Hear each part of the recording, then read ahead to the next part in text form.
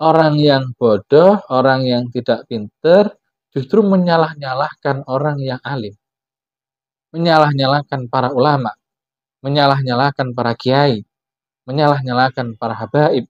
سبيل الدموع سبيل مريح تنهدى يا صاحي كي تستريح. Assalamualaikum warahmatullahi wabarakatuh. Alhamdulillahilladzi khalaqas samawati wal ardh wa ikhtilafil laili wan nahari la ayatil li ulil albab. Asyhadu an la ilaha illallah wahdahu la syarika lah wa asyhadu anna sayyidina Muhammadan abduhu wa rasuluh amma ba'd.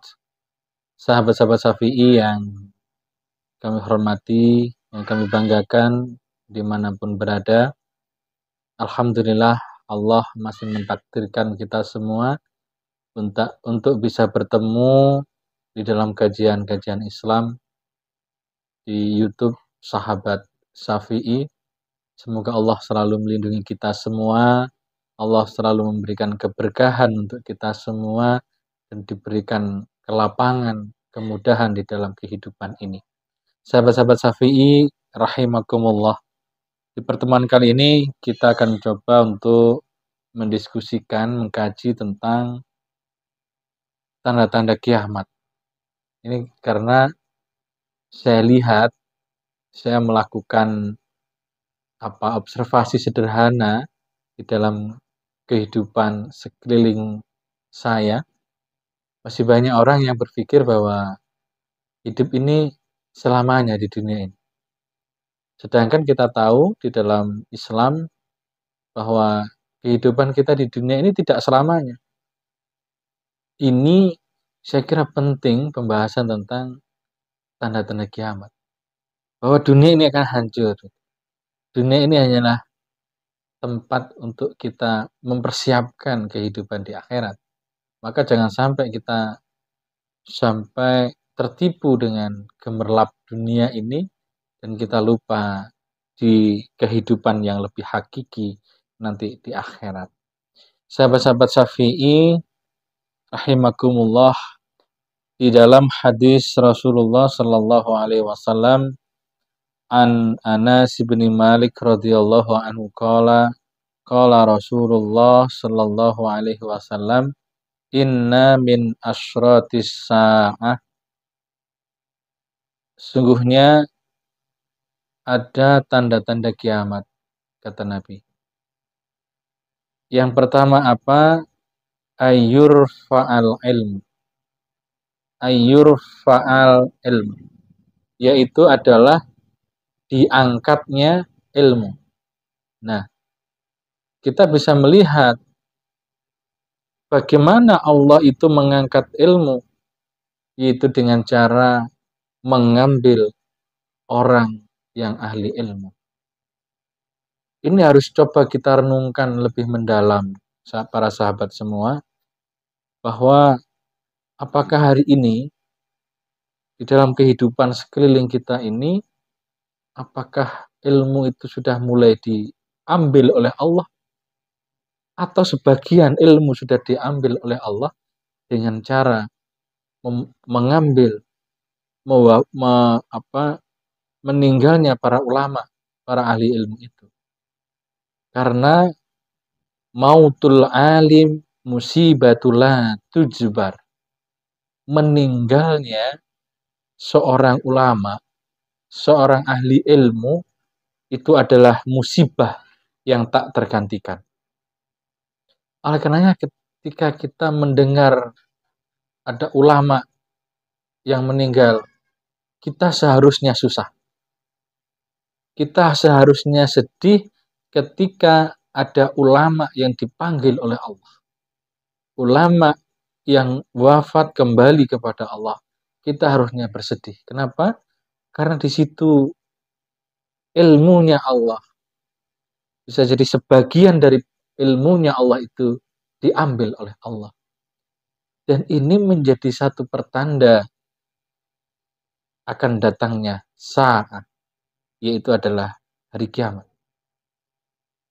Itu yang pertama.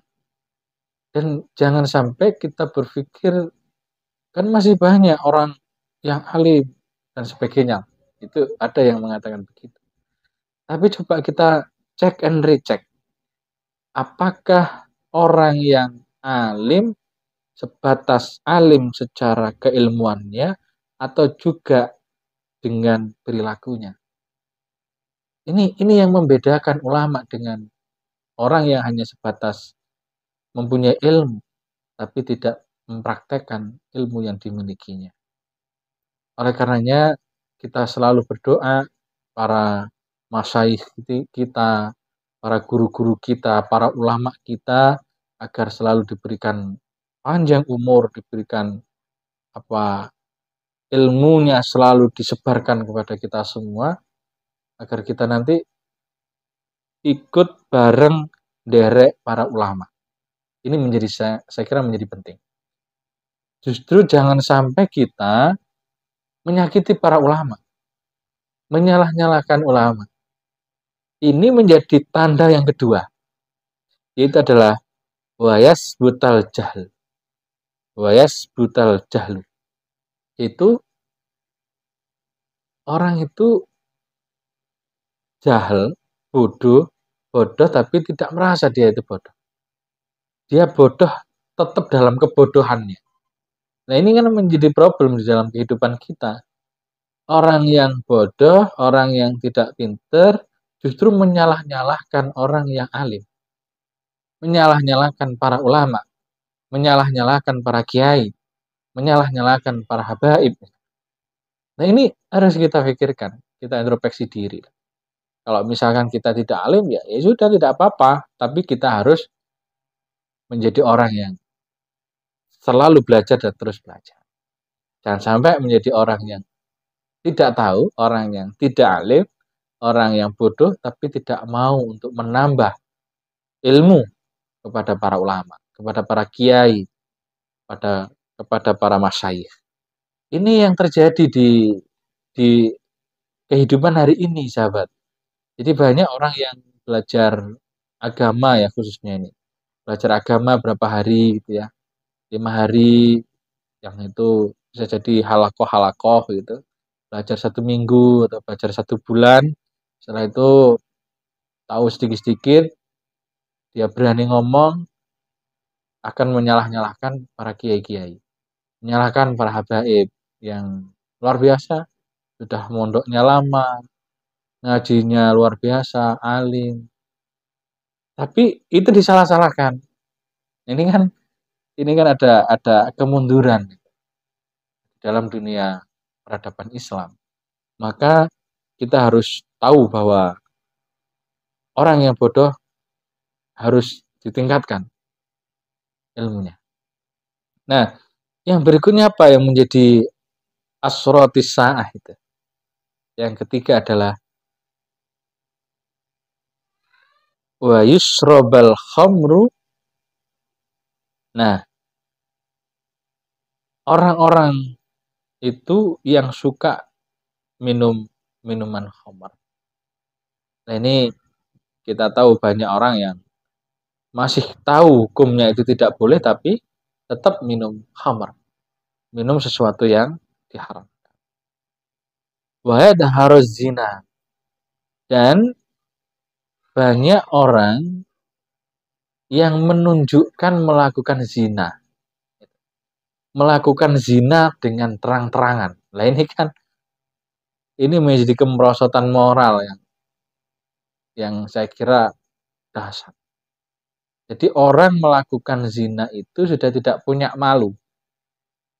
Dan ini menjadi satu tanda datangnya saat, datangnya hari kiamat. Maka ayo kita saling mengingatkan kepada teman-teman kita, kepada saudara-saudara kita untuk tidak minum khamar, tidak melakukan zina.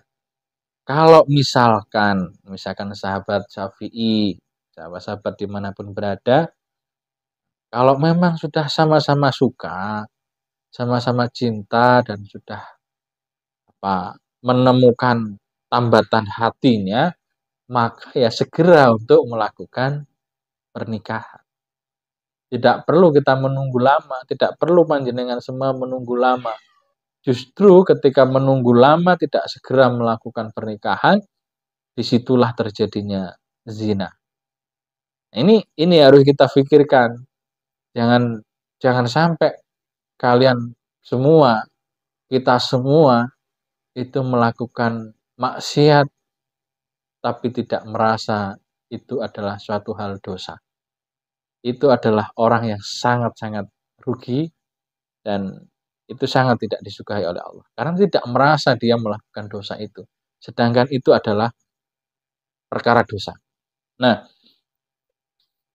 dan kita lihat di dalam kehidupan kita hari ini banyak sekali orang yang mengumbar kemesraan, orang yang mengumbar perilaku-perilaku zina ini di media sosial dan itu belum menjadi suami istri.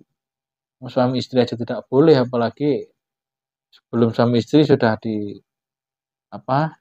ditaruh di media sosial. Nah, ini kan menjadi tanda-tanda yang nyata ini. Harus zina. Ini harus kita pikirkan. Yang berikutnya adalah watak suran nisa'u wa yakilar rijal. Banyaknya perempuan daripada laki-laki. Nah, ini silakan nanti dihitung sendiri kalau yang ini. Apakah memang hari ini itu perempuan lebih banyak dibanding dengan laki-laki?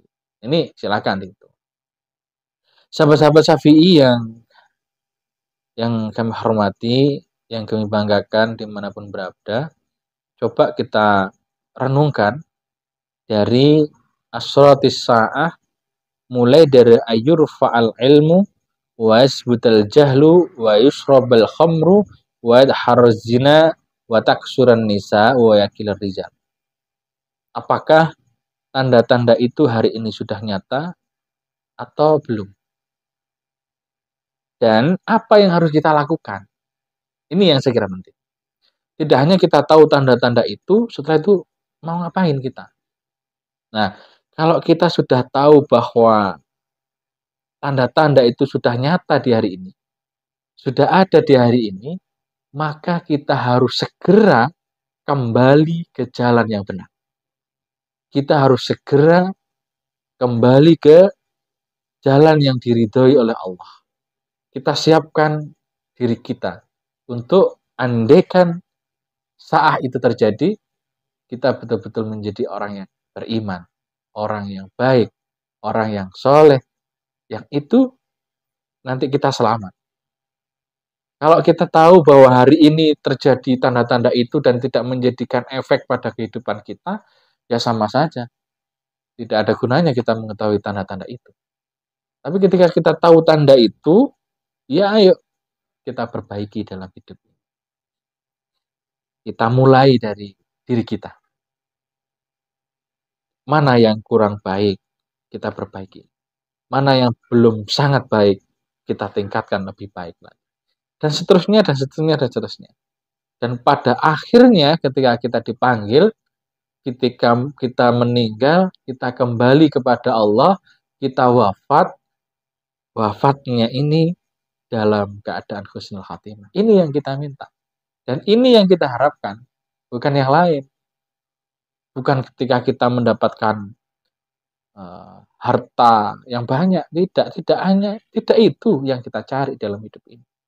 Kalau hanya itu yang dicari, ya sudah cukup orang-orang yang kaya itu ngapain juga hidup lama-lama itu. Maksudnya, ya kalau hanya yang dicari adalah kekayaan, ya orang ini ngapain orang kaya itu masih kerja kalau dicari adalah kekayaan. Tapi yang dicari adalah ketika kita meninggal dalam keadaan husnul khatimah dan kita nanti selamat di akhirat. Ini yang saya kira perlu untuk betul-betul kita renungkan di dalam kehidupan ini.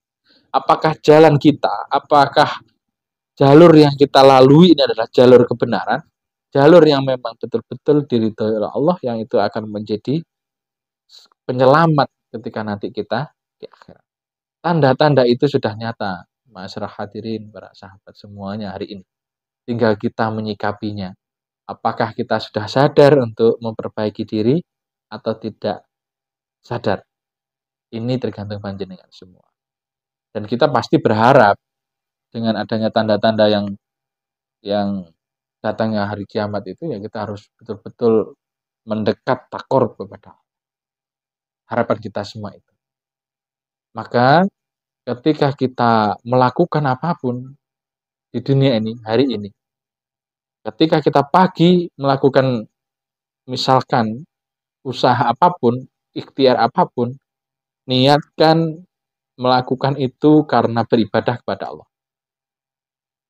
Karena semua amal yang dilakukan, diniatkan ibadah kepada Allah, maka itu akan bernilai ibadah.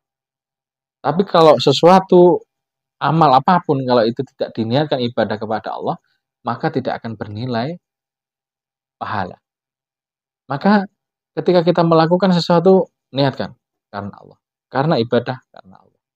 Dengan begitu, kita akan betul-betul dekat dengan Allah. Dengan begitu, kita betul-betul dalam naungannya Allah.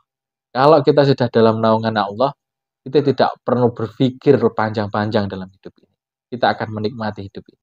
Apapun, dalam kondisi apapun, kita akan betul-betul menikmati kehadiran Allah Subhanahu wa Ta'ala.